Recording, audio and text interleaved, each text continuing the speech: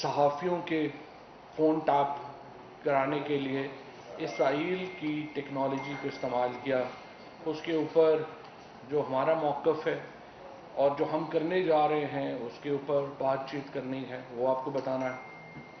اور اس کے بعد آج صبح بلکہ کچھ گھنٹہ پہلے جو افغان نیشنل سیکیورٹی ایڈوائزر کے آفس سے ایک پریس ریلیز جاری ہوئی، جس میں بتایا گیا کہ جو حمد اللہ محب جو کہ افغانستان کے نیشنل سیکیورٹی ایڈوائزر ہیں، انہوں نے نواز شریف صاحب سے ملاقات کی ہے لندن میں۔ نواز شریف پاکستان سے مفرور ہیں، ان کو یہاں پہ سزا ہوئی ہے کرپشن کے کیسز میں، اور وہ اس وقت لندن میں ان اپارٹمنٹس میں مقیم ہیں جو اربہ روپے کی پراپرٹیز جن کے اوپر ان کو یہاں پہ عدالتوں سے سزا ہو چکی ہے۔ اب یہ جو ملاقات ہے اس کی بڑی سگنیفیکنس ہے، اور اس کے اوپر ہم کافی حد تک حیران ہو گئے ہیں جن حالات میں یہ ملاقات ہوئی۔ سب سے پہلے میں آپ کو بتاتا چلوں کہ جو حمد اللہ محب ہیں یہ ہیں کون، اور اس ملاقات کے اوپر پاکستان تحریک انصاف کو اور حکومت کو کیا ریزرویشن ہے۔ حمد اللہ محب جو ہیں وہ 16 سال کی عمر میں برطانیہ میں گئے، وہیں پہ ان کی سارے وہ پڑھے، افغانستان سے ان کا کوئی تعلق نہیں ہے ایز سچ۔ امر اللہ صالح اور جو محب ہیں، محمد اللہ محب ہیں، یہ بنیادی طور کے اوپر ان کا افغانستان کی سرزمین سے کوئی ذاتی تعلق نہیں ہے، ان کے خاندان بھی وہاں پہ نہیں رہتے ہیں، یہ وہاں پہ مخصوص مشن کے اوپر ہی آئے ہیں۔ اور ہم ان کے خلاف ہم امر اللہ صالح کے بیانات کے اوپر یا محب کے بیانات کے اوپر ہم کوئی اپنے جواب نہیں دے رہے تھے، لیکن جب ہم نے دیکھا کہ انہوں نے ایک وتیرہ ہی بنا لیا ہے پاکستان کو بدنام کرنے کا، پاکستان کو ہر معاملے میں گھسیٹنے کا، پھر ہمیں جواب دینے پڑے۔ اور کل ہماری جو کابینہ کے اراکین ہیں انہوں نے ان کی گفتگو کا، امر اللہ صالح کی گفتگو کا جواب دیا۔ جو حمد اللہ محب ہیں انہوں نے مئی کے تیسرے ہفتے میں پاکستان کے بارے میں جس گندی زبان کا مظاہرہ کیا وہ میں یہاں رپیٹ بھی نہیں کر سکتا۔ جس طریقے سے انہوں نے حکومت پاکستان کو، پاکستان کے عوام کو بے عزت کیا، جس طریقے سے انہوں نے تقریروں میں ہندوستان کی مدح سرائی کی اور پاکستان کے بارے میں غلیظ گفتگو کی، اس کے بعد مئی سے پاکستان کی حکومت نے اپنے تمام رابطے نیشنل سیکیورٹی ایڈوائزر آفس جو ہے افغانستان کا، اس سے ہم ختم کر چکے ہیں۔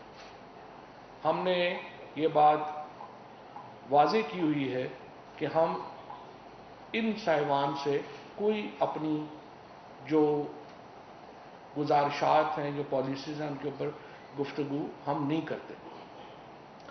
نواز شریف صاحب نے وہاں پہ ایک ایسے شخص سے ملاقات کی ہے جس کے ہندوستان سے تعلقات کوئی ڈھکے چھپے نہیں۔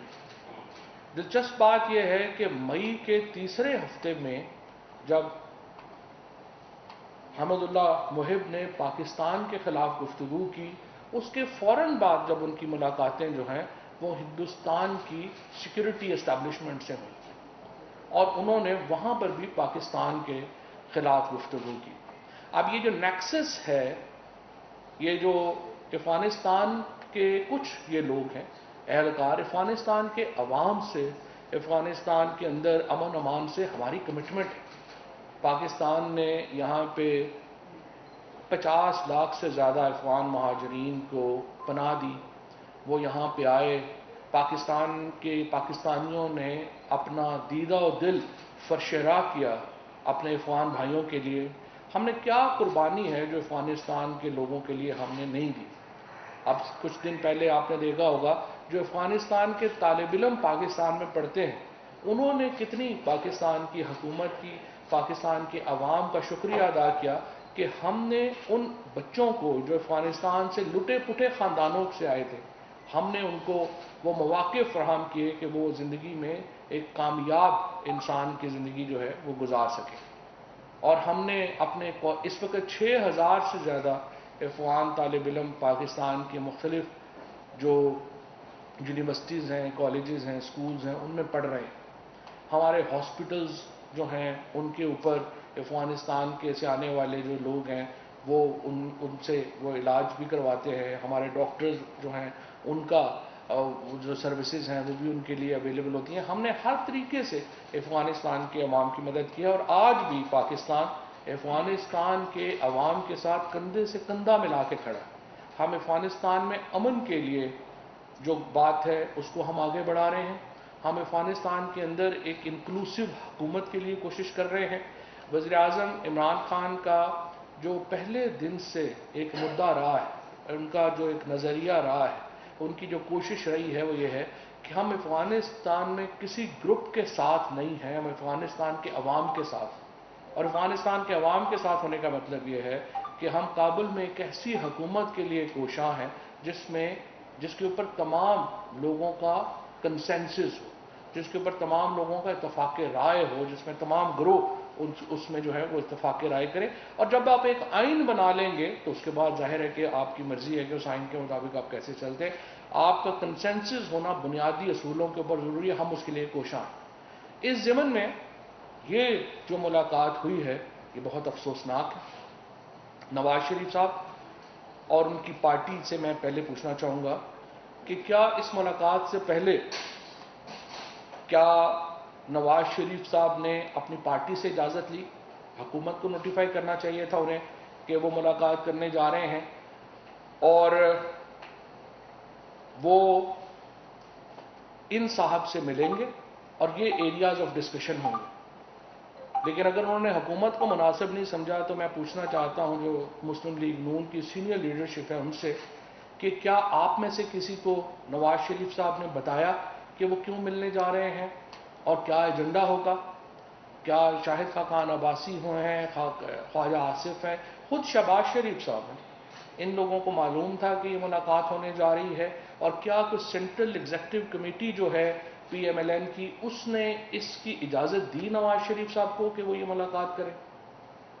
اور اگر یہ ملاقات انہوں نے ذاتی حیثیت میں کی ہے، وہ 3 دفعہ ملک کے سابق وزیر اعظم رہ چکے ہیں، بہت اہم ہے کہ اس ملاقات کے جو ٹرانسکرپٹس ہیں، اسپیشلی جو آڈیو ٹرانسکرپٹس ہیں، وہ عوام کے سامنے لائے جائیں۔ کیونکہ اس سے پہلے نواز شریف جب کھٹمنڈو میں نیپال میں انہوں نے جنرل صاحب سے ملاقات کی تھی تو اس کے ٹرانسکرپٹس عوام کے سامنے نہیں آئے، لیکن برکھا دت جو ہندوستان کے ایک نامور صحافی ہیں، انہوں نے اپنی کتاب میں یہ لکھا کہ انہوں نے جنرل صاحب کو مودی صاحب کے لیے پیغام دیا تھا کہ پاکستان کی فوج ان کے راستے میں روڑے اٹکا رہی ہے، اور یہ اس وقت وزیر اعظم تھے۔ تو اب اندازہ لگائیے کہ اگر کسی ملک کا وزیر اعظم اپنے دشمن ملک کے اس ملک کے لوگوں کے اس ملک کے سیکیورٹی اسٹیبلشمنٹ کے ساتھ مل کے اپنے ملک کے خلاف سازشیں کرے گا، اس کا نتیجہ کیا نکلے گا؟ اگر پاکستان کے اندر اب اس وقت وہ تصویریں لگا رہے ہیں، میں نے دیکھا مریم نواز نے بھی تصویر ٹویٹ کی کہ عمران خان کی ملاقات ہوئی مودی صاحب کے ساتھ اور جنرل باجوہ صاحب کی ملاقات ہوئی محب صاحب کے ساتھ۔ پہلی بات تو یہ ہے کہ جس طرح میں نے آپ کو عرض کیا، وہ نیشنل سیکورٹی ایڈوائزر ہیں افغانستان میں۔ ایک تو آرگنائزیشنل ملاقاتوں کی حیثیت اور ہے، انڈیویجول ملاقاتوں کی حیثیت اور ہے۔ اس کے علاوہ میں یہاں پہ یہ بھی بتا دوں کہ مئی تیسرے ہفتے کے بعد جب سے انہوں نے پاکستان کے خلاف مغلظات بکی، اس کے بعد سے پاکستان کے کسی اہلکار نے ان کے ساتھ ملاقات نہیں کی۔ عمران خان کی جو ملاقات ہوئی مودی صاحب کے ساتھ، اس میں اس وقت سابقہ وزیر خارجہ اور اب موجودہ وزیر خارجہ شاہ محمود قریشی اس ملاقات میں شامل تھے، اور پارٹی کو پورا علم تھا کہ عمران خان کی یہ ملاقات ہونے جا رہی ہے۔ خفیہ ملاقاتیں عمران خان نہیں کرتے، خفیہ اپنے اداروں کے خلاف سازشیں عمران خان نہیں کرتے، اور جو بات کرتے ہیں وہ کھلی کرتے ہیں. نواز شریف صاحب کی جو ہسٹری ہے وہ بہت ڈوبیس ہے. نواز شریف صاحب کی جو اس قسم کے معاملات کے اوپر ان کی جو ایک تاریخ ہے وہ بھری ہوئی ہے کنٹروورسیز سے. ان کی تاریخ بھری ہوئی ہے ایسی گفتگو سے جو وہ انڈیویجولی جب کرتے ہیں اور خصوصاً بھارت سے جب وہ کرتے ہیں تو وہ بہت شکوک و شبہات ڈال دیتی. اس وقت پاکستان کو سازشوں کا سامنا ہے اور بدقسمتی سے ہم نے دیکھا ہے کہ بھارت نے پاکستان کے اندر ہمارے جو ویسٹرن بارڈر ہے جو افغانستان کے ساتھ ہمارا بارڈر لگتا ہے اس کو استعمال کیا ہے پاکستان کے اندر دہشت گردی کے لیے. اور اس کے اوپر ہم نے وہ جو ڈوزیئر ہے وہ بھی ہم دے چکے ہیں. ہم نے دیکھا ہے کہ بھارت کا جو اس وقت پاکستان کے ساتھ ایک جو سلوک ہے ہم نے بھارت کے ساتھ اچھے تعلقات کی پوری کوشش کی ہے. ہم اب بھی بھارت کے ساتھ اچھے تعلقات چاہتے ہیں کیونکہ عمران خان نے یہ واضح کیا ہے پہلے پرائم منسٹر صاحب نے کہ آپ ہندوستان کے ساتھ جب تعلقات ہمارے بہتر ہوتے ہیں تو ہم چین اور ہندوستان جو دو بہت بڑی تجارتی منڈیاں ہیں ہم ان کے درمیان آ جاتے ہیں اور اس کے نتیجے میں پاکستان کی اور ہندوستان کے عوام کی حالت بدلتی ہے. لیکن بدقسمتی کیا ہے؟ بدقسمتی یہ ہے کہ ہندوستان کے اوپر ایک ایسی حکومت مسلط ہے جو آر ایس ایس کی جو آئیڈیالوجی ہے جو ایک انتہا پسندانہ آئیڈیالوجی ہے اس سے متاثر ہے. اور اب تمام اقدامات ہندوستان کے اندر مودی صاحب نے جو لیے ہیں چاہے وہ مسلمانوں کے اوپر ظلم اور تشدد کی بات ہو, چاہے ان کو گجرات میں فرقہ وارانہ فسادات میں مسلمانوں کو شہید کیا جائے, چاہے بابری مسجد کا معاملہ ہو, چاہے وہ کشمیر کا معاملہ ہو, ہر معاملے میں وہ ہندواتا کی ایک ایکسٹریمسٹ آئیڈیالوجی, ایک ہندواتا کی انتہا پسند نظریہ جو ہے وہ مودی صاحب ان کی حکومت کے سامنے رہا. اس نظریے کے ساتھ جب افغانستان کے 2-3 لوگ جڑ جاتے ہیں اور پھر وہ نواز شریف سے ملاقات کرتے ہیں تو یہ جو سرکل ہے یہ ایک انتہائی, اس سے شکوک و شبہات بھی پیدا ہوتے ہیں اور اس سے ایک ہمارا جو سیکیورٹی ڈاکٹرائن ہے اس کو بھی نقصان پہنچتا ہے. لہٰذا میں سمجھتا ہوں کہ مسلم لیگ نون کو اس کی وضاحت دینی چاہیے. پہلے تو میں یہ پوچھنا چاہتا ہوں کہ کیا نواز شریف صاحب کی اس میٹنگ کا مسلم لیگ نون کی جو سی ہے اس نے اس کی اجازت دی تھی؟ نمبر 2, کن کن لوگوں کو معلوم تھا کہ نواز شریف کی ملاقات کرنے جا رہے ہیں؟ نمبر 3, نواز شریف صاحب نے اس ملاقات کا ایجنڈا کس کے ساتھ شروع کیا؟ اور نمبر 4, اب یہ ملاقات ہو گئی ہے, اس کی جو آڈیو ٹرانسکرپٹس ہیں وہ شیئر کیے جانے چاہیے پاکستان کے لوگوں کے ساتھ, پاکستان کے میڈیا کے ساتھ, تاکہ ہمیں معلوم ہو کہ انہوں نے آپس میں گفتگو کیا کی. اور اس کے بعد میں صرف یہ کہنا چاہتا ہوں کہ یہ عمر صالح ہوں یا حمد اللہ محب ہوں, یہ 20-20 سال سے افغانستان میں برسر اقتدار ہاں اور یہ حکومتوں میں شامل رہے ہیں. اب آ کر کے آپ پاکستان کے خلاف مغلظات بکتے ہیں, آپ پاکستان کو ہر بات کا مورد الزام ٹھہراتے ہیں. آپ نے اپنے ملک کو مضبوط بنانے کے لیے, اپنے ملک کو پاؤں پہ کھڑا کرنے کے لیے کیا کیا ہے؟ اگر آپ 20 سال کی حکومت کے بعد بھی افغانستان کو استحکام نہیں دے سکے تو آپ اپنے گریبان میں جھانکیں. پاکستان کے عوام, پاکستان کی حکومت افغانستان کے عوام کے ساتھ کھڑی ہے. ہم کسی ایک گروپ کے ساتھ کھڑے نہیں ہوں گے, اور یہ خواہشیں کرنا کہ ہم وہاں پر آپ کی لڑائی ہم لڑیں یہ ممکن نہیں ہے. آپ نے اپنے مسائل خود حل کرنے ہیں اور پاکستان کو گالیاں نکالنے سے یہ مسئلے حل نہیں ہونے. آپ اپنی اوپر توجہ دیں. اب میں شہزاد اکبر صاحب سے یہ گزارش کروں گا کہ جو دوسرا معاملہ ہے جو ہندوستان کے اندر ایک سپائے میلویئر کے ذریعے, سپائے فنکشن کے ذریعے جو ٹیپ کیے گئے, ریکارڈنگ کی گئی, اس کے اوپر اپنی گفتگو کریں. جی السلام علیکم. جی آج کی جو پریس کانفرنس ہے تھوڑی میرے نارمل سبجیکٹ سے بڑا ہٹ کے ہے, اور یہ بڑا ایک امپورٹنٹ ایشو ہے, اور اس کی جو امپورٹنس ہے اسپیشلی پاکستان کی نیشنل سیکیورٹی کے لیے وہ بہت زیادہ ہے. یہ ایک ایشو ہے جو نہ صرف پاکستان کی نیشنل سیکیورٹی کا ایشو ہے بلکہ سوورینٹی کا ایشو بھی ہے. یہ کیس ہے ایک انڈین ایسپیناج جو سائبر اسپیناج کا ایکٹ ہے اس کا معاملہ ہے، اور اس کو ایکسپوز کیا ہے ایک صحافتی تنظیم نے ایمنسٹی انٹرنیشنل کے ساتھ مل کے۔ یہ اس معاملے کے بارے میں آپ کے علم میں پہلے سے کچھ ہوگا، بہت سارے جید صحافی یہاں موجود ہیں تو ان کو تو پتہ ہوگا، لیکن اس کے اوپر میں یہ سمجھتا ہوں سب سے پہلے ہمیں اس معاملے کو سمجھنے کے لیے یہ بڑا ضروری ہے کہ یہ ایشو اصل میں ہے کیا، تاکہ یہ دیکھا جائے کہ اس کے اوپر آگے کیا جانا ہے۔ یہ جو اسکینڈل ہے یا ایکسپوزے ہے، یہ میں سمجھتا ہوں یہ پاناما لیک سے بھی بڑا ایک ایکسپوزے ہے، بیکاز پاناما لیک میں تو صرف انڈیویجولز کی کرپشن کی بات تھی، یہاں پہ اسٹیٹ اسپیناج جس کو میں سمجھتا ہوں کہ یہ ایکٹ آف ایگریشن بھی ہے، وہ اس کا معاملہ ہے۔ اور یہ ایک کنٹینیوڈ تھیم ہے جس کا ذکر ابھی فواد بھی کر رہے تھے کہ جو ہندوستان کے خطے میں عزائم ہیں، اسپیشلی پاکستان کو لے کے ان کی جو حرکات ہیں، یہ ایک اس کا دوسرا ثبوت ہے۔ کچھ عرصہ پہلے آپ کے سامنے ای یو ڈس انفو لیب کی ایک پوری تفصیل آئی تھی کہ کس طرح 750 سے زائد fake accounts, N G Os اور ادارے کھڑے کر کے ایک پورا پروپیگنڈا پاکستان کے خلاف کیا گیا، اور اس کو کس طرح استعمال کیا گیا انٹرنیشنلی لابنگ کرنے کے لیے پاکستان کے خلاف، اور اس کے لیے جو انفارمیشن حاصل کی جاتی تھی اور جو انٹرنل انفارمیشن پاکستان کے اندر سے نکالنے کا طریقہ تھا، وہ اب یہ ایک نیا جو ایکسپوزے آیا ہے اس میں بات بالکل عیاں ہو گئی ہے۔ یہ بات ہے جی پیگسس اسپائی ویئر کی۔ پیگسس اسپائی ویئر کے بارے میں تھوڑی سی بیسک انفارمیشن میں آپ سے شیئر کر لیتا ہوں۔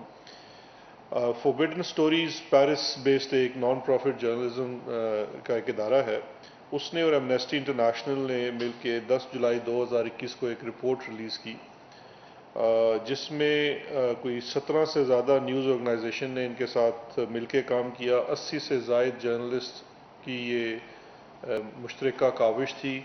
ان کے پاس لیک ڈاکومنٹس تھے جس میں 50,000 سے زائد نمبرز ہیں، ٹارگٹس کا نشان تھا، اور کچھ ممالک اس میں آئیڈینٹیفائی ہوئے ہیں کہ پیگسس اسپائی ویئر کو استعمال کیا گیا۔ اب دیکھ پیگسس ہے کیا؟ پیگسس جو ہے اس کو زیرو کلک اٹیک کہا جاتا ہے۔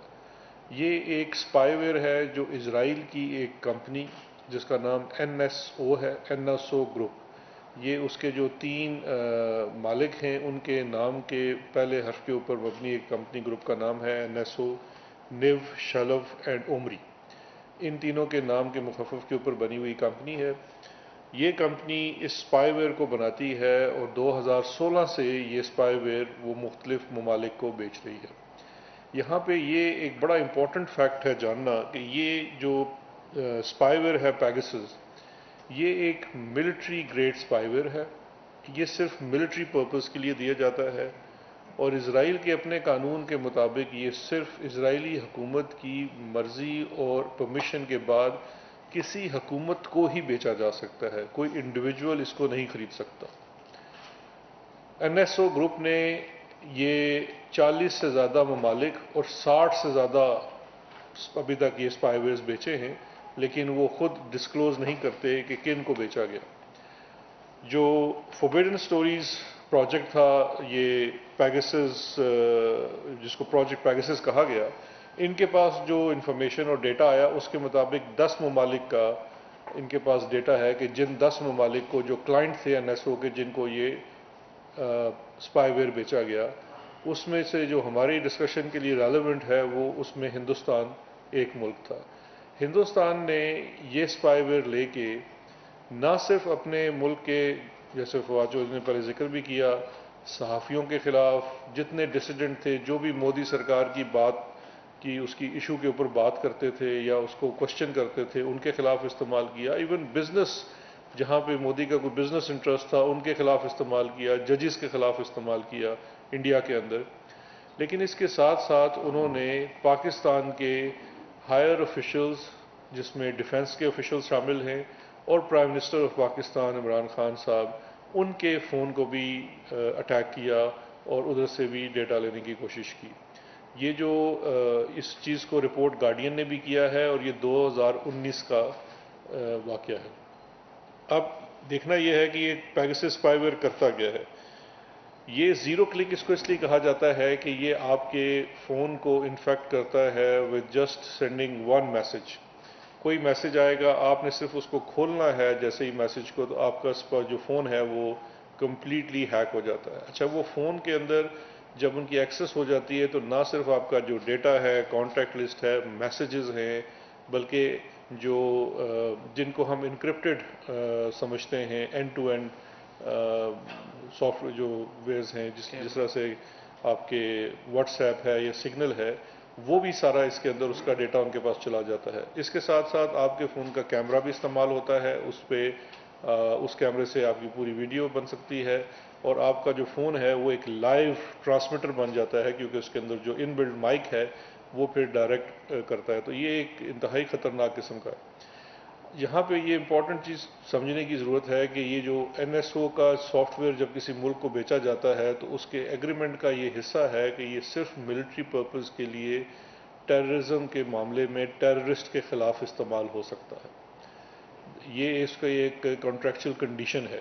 لیکن ایک دفعہ جب سافٹ ویئر کسی کا وہ بیچ دیا جاتا ہے تو اس سافٹ ویئر کے بکنے کے بعد آپ کا کوئی کنٹرول اس کے اوپر تو ہے نہیں، تو وہ آگے کس کے لیے بھی استعمال ہوتا ہے. اور اس کی ایک واضح مثال ایک غیر ذمہ دار حکومت اور ملک میں سمجھتا ہوں، اس کو جب یہ بیچا گیا ہندوستان کو، تو اس نے نہ صرف اس کو استعمال کیا اپنے سیاسی حریفوں کے خلاف، بلکہ اس کے ساتھ ساتھ انہوں نے ٹارگٹ کیا پاکستان کو.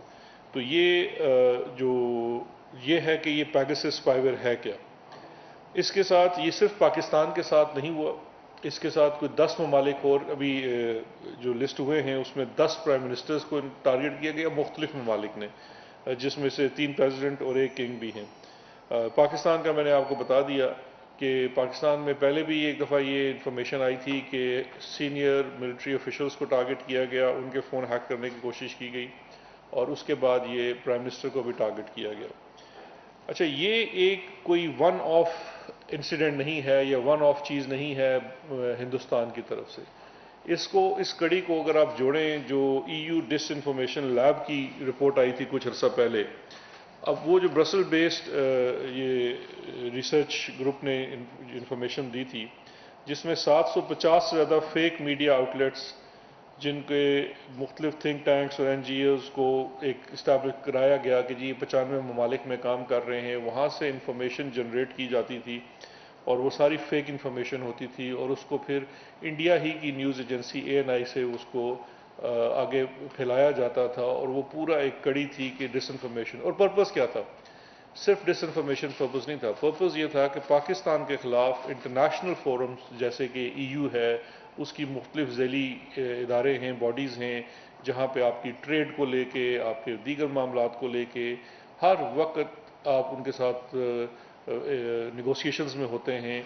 لیکن اس طرح کی نیوز جنریٹ کر کے، فیک نیوز جنریٹ کر کے پاکستان کے خلاف لابنگ کی جاتی تھی. اور اس کے ساتھ ساتھ یہ سائبر ایسپیناج ہے.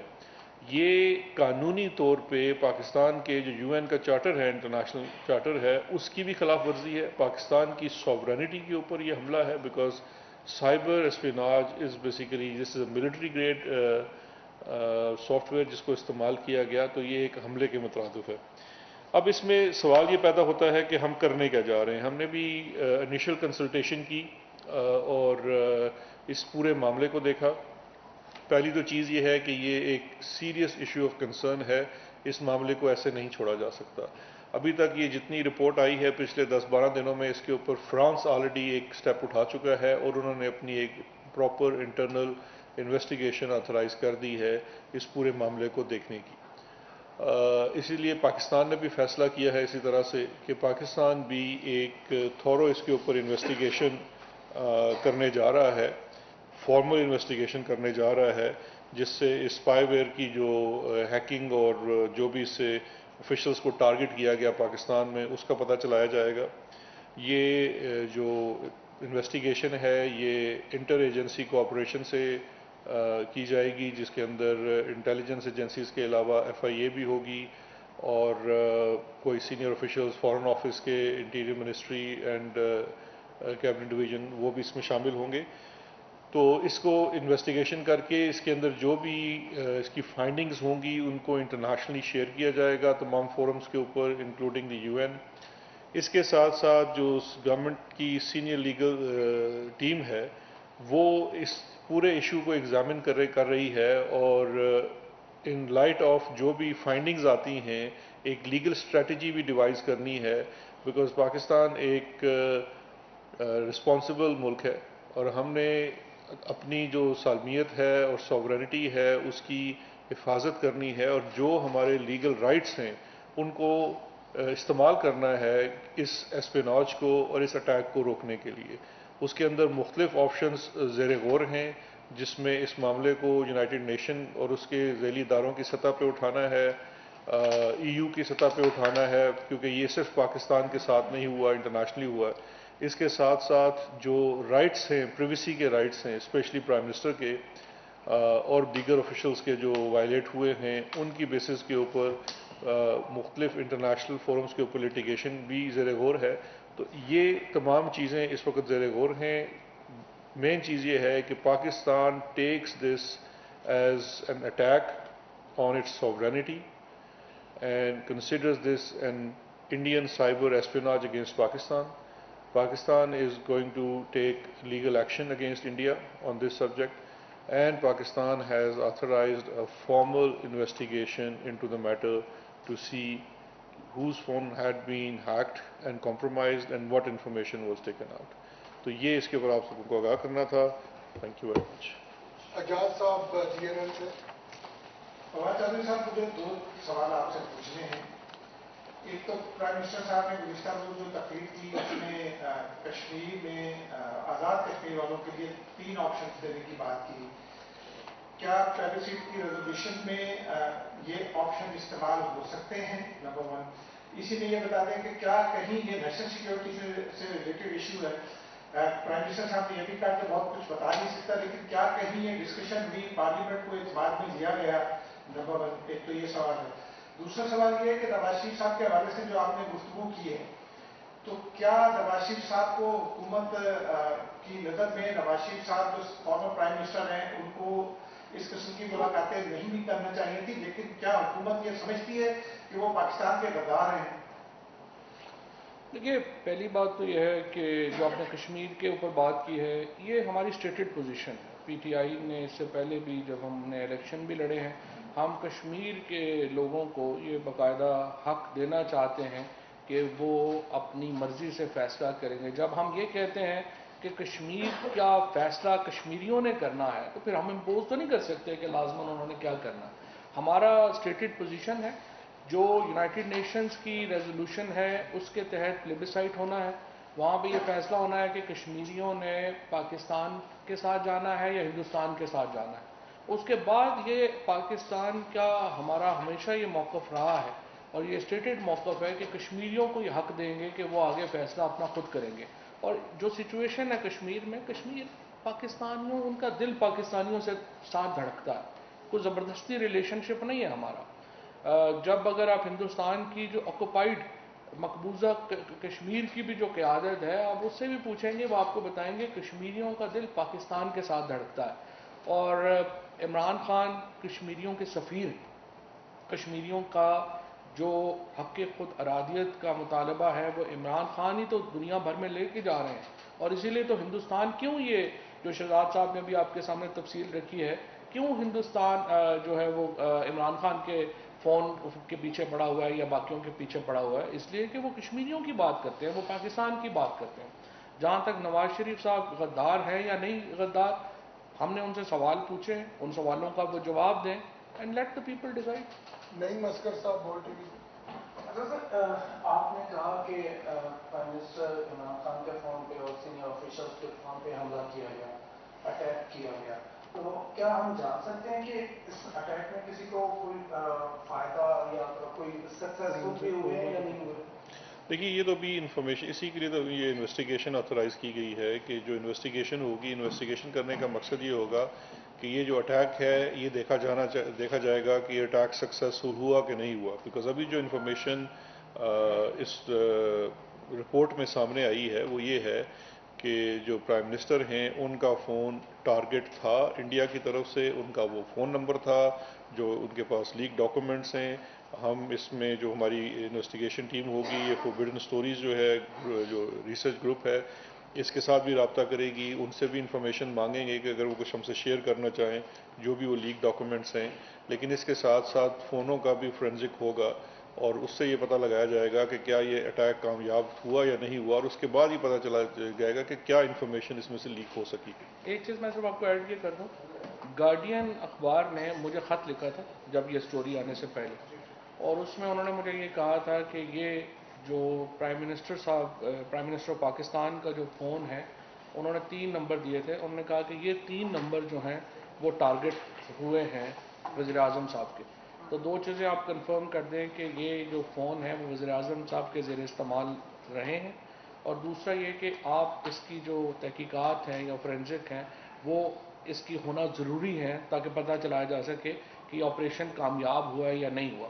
تو وہ لیٹر بھی جو ہے وہ شہزاد اکبر صاحب کے پاس ہے، تو اس کے اوپر جس طرح سے انہوں نے کہا کہ ایک تفصیلی انویسٹیگیشن پاکستان لانچ کر رہا ہے، اور جس طرح سے کل آپ نے دیکھا کہ فارن آفس نے اس میں مطالبہ کیا تھا کہ اقوام متحدہ بھی اس میں ایک تفصیلی انویسٹیگیشن لانچ کرے، تو ہم دیکھیں گے کہ اقوام متحدہ اس کے اوپر کرتا ہے، ادروائز ہم اپنی انویسٹیگیشن جو اقوام متحدہ اور دیگر ادارے ہیں ان کے ساتھ شیئر کریں۔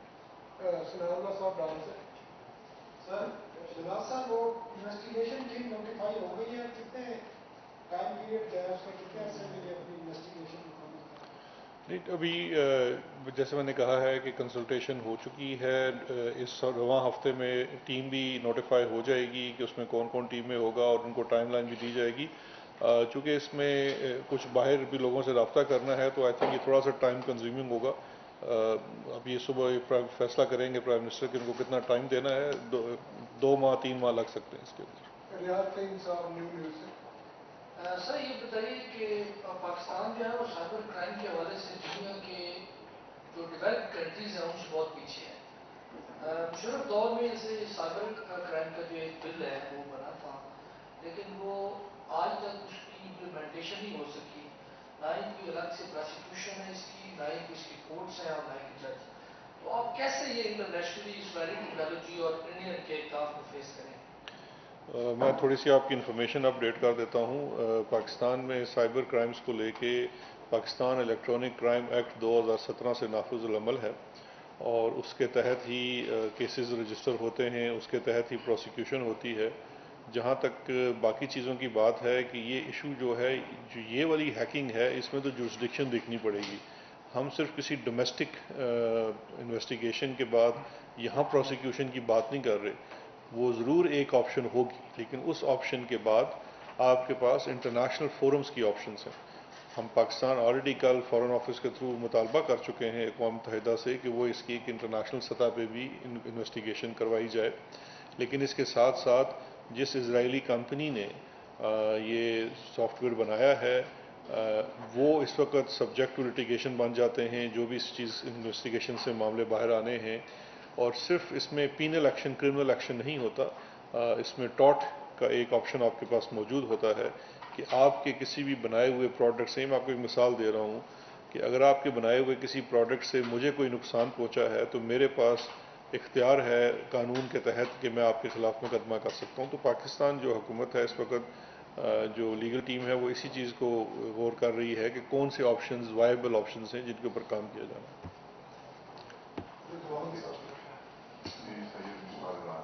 صاحب، آپ نے ابھی جس طرح اپنے اسٹیٹمنٹ میں کہا کہ نواز شریف کا جو ملاقات ہے اس کا آڈیو ویڈیو جو ہے وہ آپ ان سے ریکویسٹ کر رہے ہیں، تو میں آپ سے صرف آپ سے یاد کرنا چاہ رہا ہوں جو آپ کی ایمبیسی ادھر ہے اس کا کیا ہو رہا ہے؟ اگر آپ ان سے مانگ رہے ہیں تو آپ ان سے کیوں نہیں آپ ایمبیسی کو پوچھ کے تھوڑا ملے، یا ایمبیسی کا بندہ جو ہے وہاں پہ شامل تھوڑا ہی تھا؟ ایمبیسی تو موجود ہے نا، ان کو تو مطلب امبیسڈر اس میٹنگ میں تھوڑا موجود تھا، اس لیے تو کہہ رہے ہیں نواز شریف صاحب کو کہ وہ بتائیں انہوں نے کیا کیا ہے، اپنے کرتوتوں سے قوم کو تو آگاہ کریں۔ پاکستان کے قانون کے مطابق اور ایمبیسی کے قانون کے مطابق تو نواز شریف ایک مفرور مجرم ہے جس کو پاکستان اگر امبیسڈر وہاں پہ ہوتے تو ان کا کام تھا وہ گرفتار کر کے لے آتے۔